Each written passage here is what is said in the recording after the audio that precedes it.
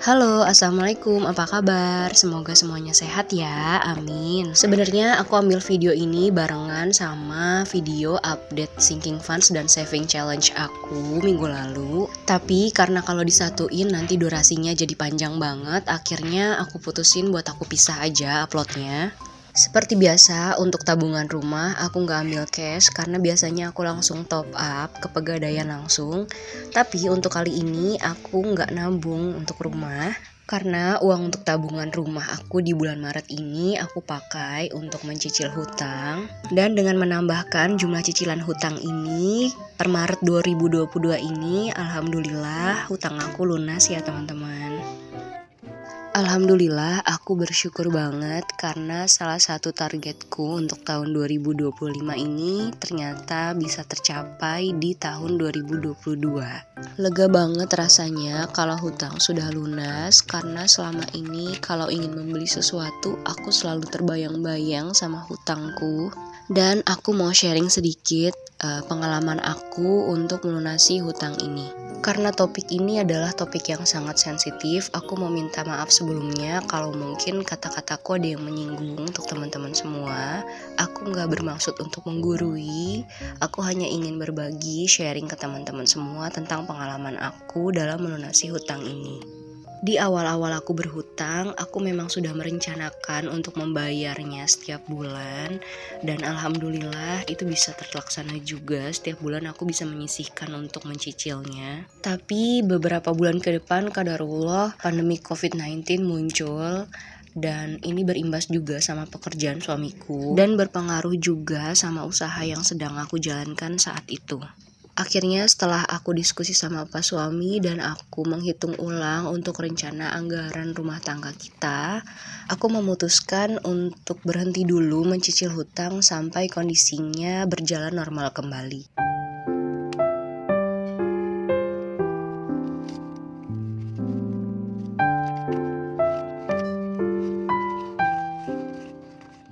Tapi setelah aku tunggu-tunggu beberapa bulan bahkan sampai sudah setahun lebih, kondisi keuangan masih belum membaik juga, masih sama seperti awal pandemi. Dan aku mulai gak nyaman dengan hidup yang seperti ini selalu dibayangi dengan hutang. Akhirnya karena makin lama makin resah, aku dan Pak Suami berdiskusi ulang untuk membayaran hutang ini. Dan kami sepakat untuk memulai membayar hutang lagi, tapi gak seperti dulu setiap bulan itu dibayar. Jadi sekarang kita kumpulkan sedikit demi sedikit, seberapapun yang kita bisa, yang kita mampu. Dan aku juga menyusun ulang kembali untuk anggaran rumah tangga berdasarkan prioritas. Dengan mengatur anggaran berdasarkan skala prioritas, aku jadi tahu seberapa banyak biaya yang aku perlukan untuk kebutuhan sehari-hari selama 1 bulan dan berapa banyak biaya yang bisa aku sisihkan untuk membayar hutang. Karena hutang itu adalah kewajiban, jadi aku masukkan prioritas setelah kebutuhan ya teman-teman.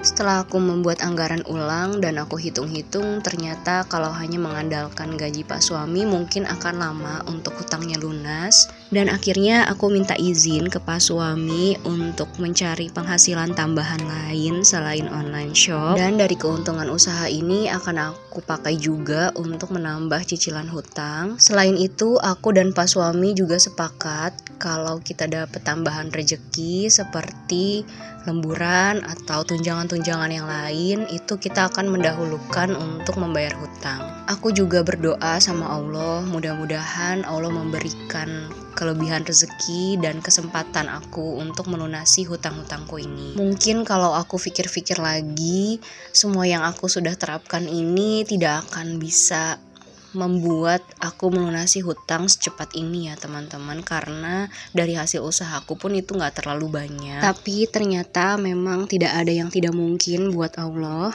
Karena alhamdulillah di pertengahan tahun lalu suami aku dapat pekerjaan baru yang penghasilannya bisa dipakai untuk menambah jumlah cicilan hutang. Kalau aku bisa tarik kesimpulan dari semua pengalaman yang aku rasakan selama ini, aku rasa akan ada 3 kiat-kiat yang bisa kita terapkan ke diri kita untuk bisa melunasi hutang. Yang pertama adalah menguatkan niat dan tekad untuk membayar hutang.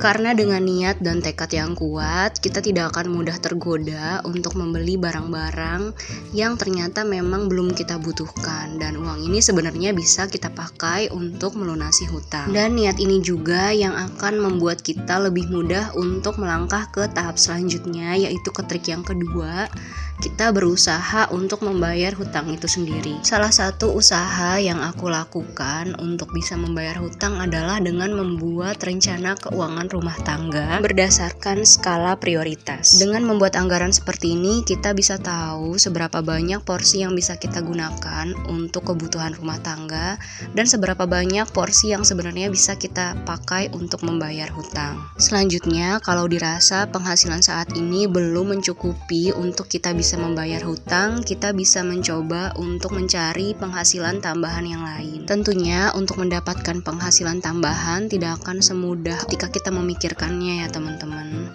Oleh karena itu, jangan lupa untuk terus berdoa sama Allah, karena Allah yang membukakan pintu rezeki dan memberikan jalan untuk kita bisa membayar hutang tersebut. Mungkin sampai di sini yang aku bisa share ke teman-teman semua tentang pengalaman aku dalam membayar hutang. Mudah-mudahan bisa bermanfaat, dan buat teman-teman yang sedang berusaha juga berjuang untuk bisa membayar hutang, tetap semangat. Semoga Allah memberikan kemudahan untuk niat baik teman-teman ini.